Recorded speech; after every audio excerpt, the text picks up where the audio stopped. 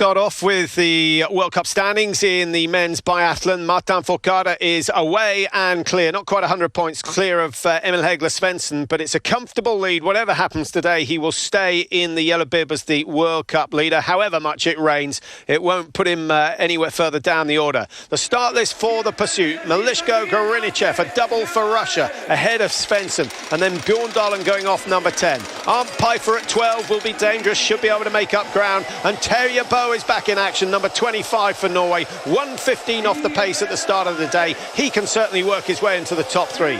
Further down, Dominik Landertinger of Austria. The Austrians missing Suman this week.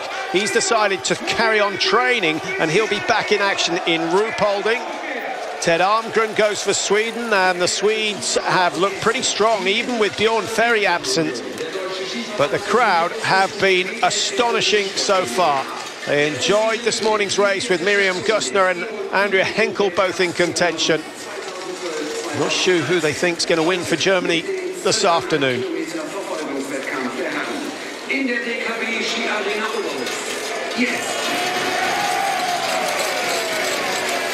Well, an Oberhof wave, we'll call it, here in the stadium. Over 25,000 turning up for today's pursuits. They like this head-to-head racing. It's very dramatic.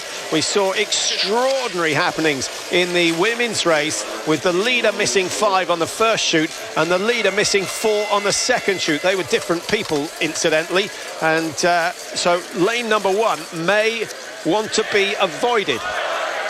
So the countdown starts. Melishko gets away first. Look how tight it is between the leading 5 skiers. Only 15 seconds separating, and we've got 10 going off in 32 seconds. So Melishko looking for his second victory in succession. Goranichev going off 13 seconds behind. He doesn't want to push too hard in the early stages. And then Emil Hegler Svensson right on his tail, starting for Norway in the red.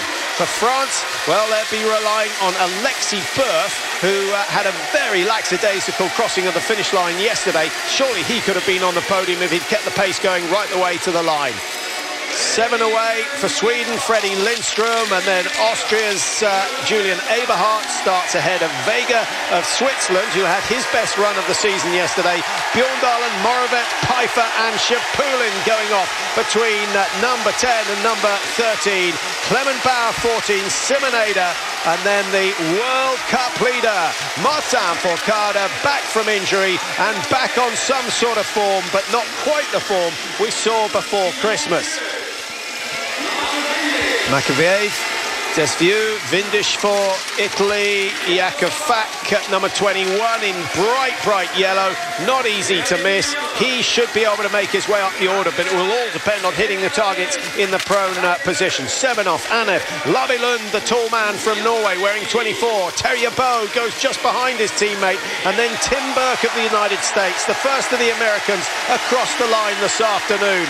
It's all go out there. Lesser, Schenk, Fourcade, Vindish, Iliev, all on the tracks, and they've got a total distance of 12.5 kilometres complete. 4 shoots in all, 2 in the prone, 2 in the stand, and the champion is going to have to keep his nerve as well as keep the pace. So nothing dramatic happening in the early stages. Well, it's a new moment for Melishko to lead the group out. We saw his ski pace yesterday. It was quite phenomenal. I think he risks... Oh, is that Simon Fourcade? I think it's Martin Fourcade. He's had the yellow bib in. It must have been the World Cup leader. An uncharacteristic slip, but watch out. There may be some big falls this afternoon.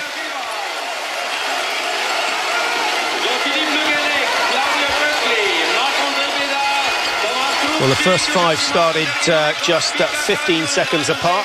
Ustigov has managed to close that by 1 second. Volkov started 21. He's moving well. Lindström was 29. So Lindström's leading that chasing group and just taking things pretty easy. There's Martin Fourcade. He sure doesn't want another fall after the damage he did to his shoulder over the Christmas break. Well, a reaction like that, when we saw him just capture his fall, again, it puts a lot of force through your shoulder, which is painful for Martin. So has he injured it even further? And he won't like the fact that Alexei Burf has had the cheek to beat him. Burf is, for me, he's a potential winner. He could win today. His shooting has been that good. And, well, you never know. I think I agree with you when he just backed off in the last 20 metres. He thought he was going through to take first when he crossed the line yesterday. And it's so important to push all the way to the line. He just backed off slightly.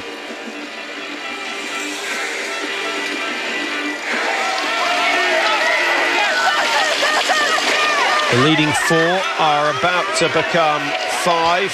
Ustigov still pushing and pushing, trying to stay ahead. Guess who's setting the pace in the chasing group? None other than Ole Einar Bjorndalen. Lindström getting tied up with him. It was Freddie Lindström wearing number 7. And being caught out by Benny Vega, who's trying to make his way up on the outside. That's always dangerous, Mike, because it's so easy for one ski to go over or under another. So easy to trip up. The track is wide here, but, well, the perfect line clearly is the line which is most used, so it's slower if you're trying to go wide and round the skiers. Also, look at the flags, an indication that the wind really has picked up from this morning's race. Yeah, that was skiing over the top of another athlete's ski. You can't really help it. Yeah, it's wide enough for 2. It's not wide enough for 3. So I don't know who was in the wrong there, but they both did each other a disservice and lost a little bit of time. Malishko still has the lead as he comes to the 2-kilometre marker. 12.5 kilometres, remember, so each lap 2.5 Ks. And with a short lap like this, Mike, the penalty of one loop which stays exactly the same, 150 metres, is quite severe. It is. It's about, today it's going to be running at about 20 to 22 seconds for the athletes who will be going on the penalty loop, and there will be many. But the 2.5 kilometre, it's a track profile. It's not the toughest when we compare it to Ruhpolding next week. It is easier than Ruhpolding. The hills are long and gentle. In Ruhpolding, they're very steep, but not quite as long. There's also, Patrick, we've got in 1 minute 1 second, the best 20 athletes. Normally we only get about 15 into that 1 minute in the sprint race the previous day. And I think it actually opens up a possibility with Terje Bo only starting 1 minute 15 behind. You're only talking 2 or 3 shots that some of the best have to miss, and Terje Bo can move forward, but he has to hit all the targets. Well, we've got a minute or so before they shoot for the first time, maybe even less than that. What's your assessment of the current shooting conditions? We know about the rain, we know about the mist, the wind has been changing. Are we going to see a poor level of shooting like we saw in the women's pursuit? I think we're going to, and the wind is much quieter up here at range level than it is out in the trees or out in the woods. But it's still going to be testing. We're just beginning to lose daylight. Of course, the lights are switched on in the stadium. Typically, Oberhof is one of the most difficult ranges to shoot on.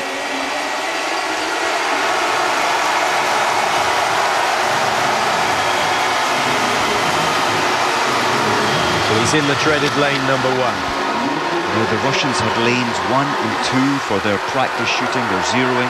Norway's had lanes 3 and 4 in the zero. No Germans in the leading group of 5.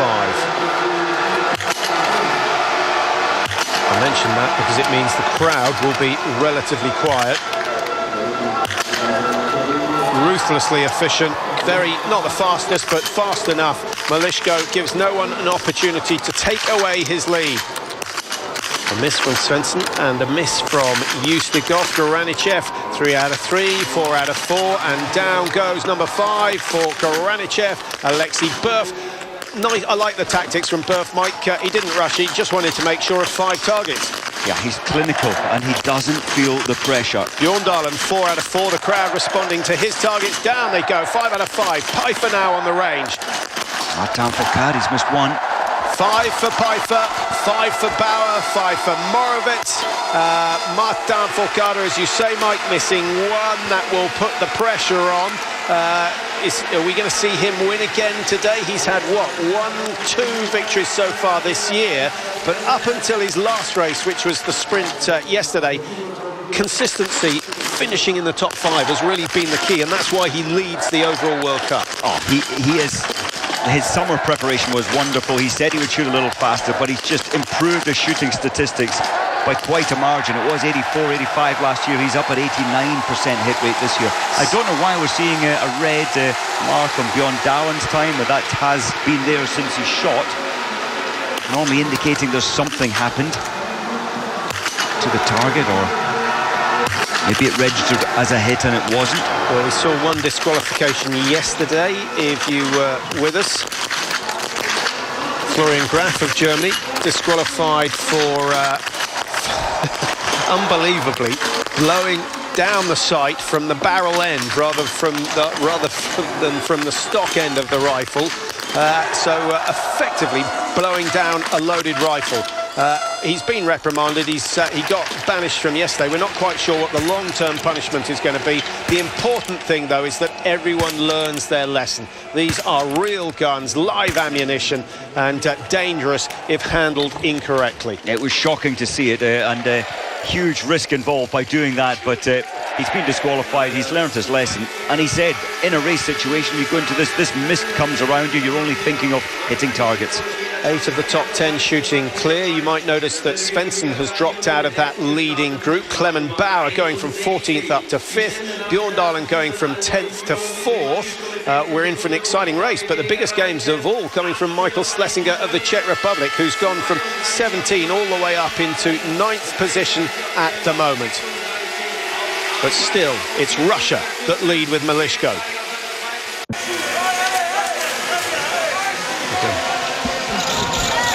Well, this is the second group here. Malishko, Buff and Goranichev have gone through.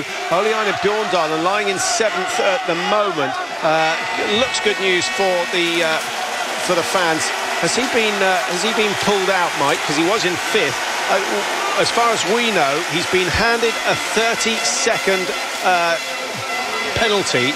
I wonder whether he jumped the gun at the start. That's the only thing I can think of. Normally you get 2 minutes penalty if you haven't done your correct penalty loops. That is automatically added onto your time, but a 30-second, maybe he did just jump the gun. And they're quite harsh, aren't they? You only have to go by half a second and you will get that 30-second penalty.